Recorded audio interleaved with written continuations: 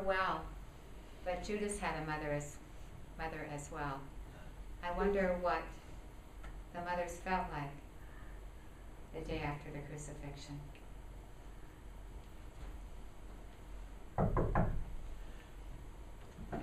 Hannah, Mary, I know this is awkward, but after all that has happened and my son's role in it, well, I had to come.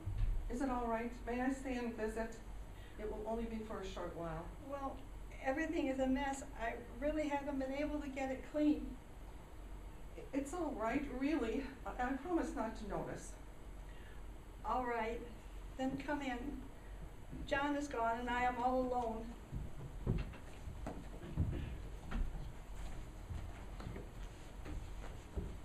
I suppose I should offer you something. I'm such a poor hostess.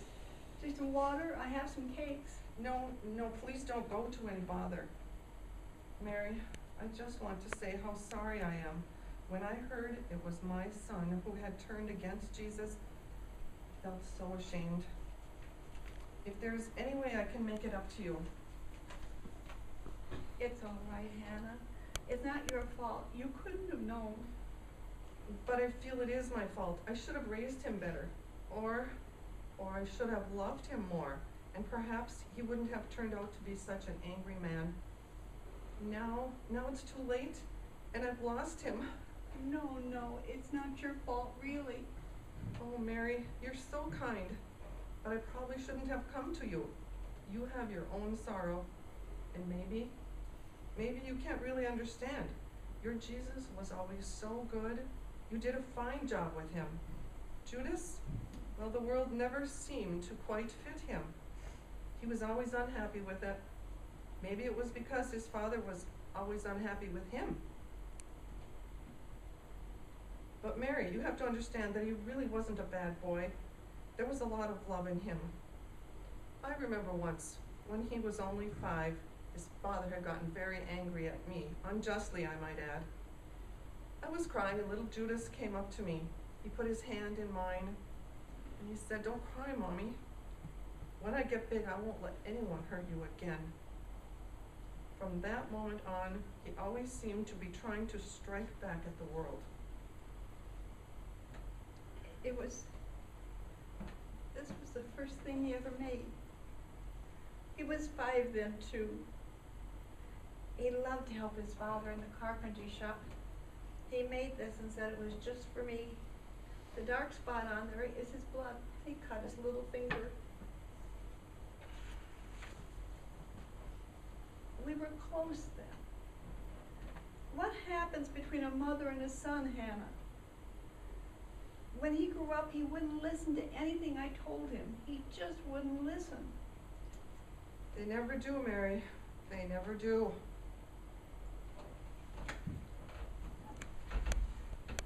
Mary, in spite of what he did, I know my son thought the world of your Jesus. He was just so angry at the Romans that he couldn't see anything else. He wanted to get back at them, and he couldn't understand why Jesus wouldn't lead his revolution. Yes, anger does that to a person. It's funny. My Jesus, a mother should teach her son. But my son Jesus, he taught me so much about the futility of acting in vengeance and anger. He taught me so much about everything. How is a mother to teach someone who insists on teaching her? Yes, Mary, your son Jesus was a good man. It must be especially hard to lose a son who was so knowledgeable, so faultless. Oh, it hurts to lose any son, Hannah, because we mothers always know the good that was there. Through the mother's eyes, we only see the child.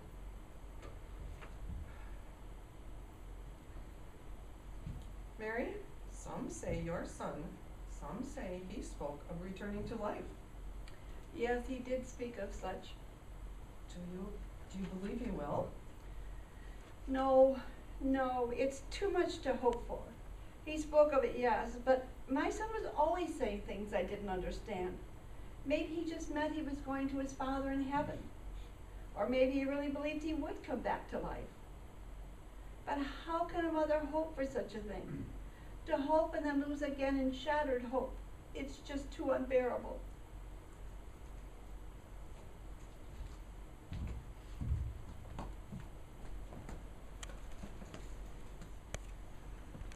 I will hope for you, Mary. I will do it for you, one too sorrowful to hope.